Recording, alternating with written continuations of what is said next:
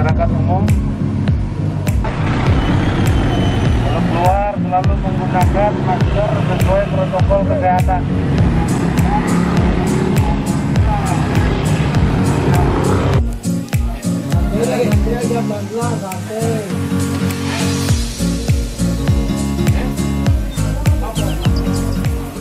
Jadwal yang kita tetapkan bersama tim gabungan. Tim gabung terdiri dari TNI, Polri, Pol PP, dan OPD terkait, dalam ini Dinas Perhubungan. Hari ini kita ada 19, ada denda 1 orang.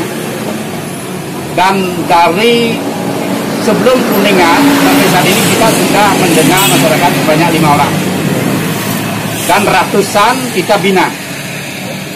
Nah, untuk itulah dasarnya adalah instruksi Bapak Presiden nomor 20 tahun 2020, Peraturan Gubernur nomor 46 tahun 2020, dan Peraturan Bupati nomor 46 tahun 2020 dalam rangka penerapan disiplin dan penegakan hukum protokol kesehatan. Kita ingin bersama jajaran TNI, Polri, dan OPD terkait bagaimana kita menyadarkan masyarakat sehingga pandemi COVID ini cepat berlalu dan kita bisa memutus mata rantai.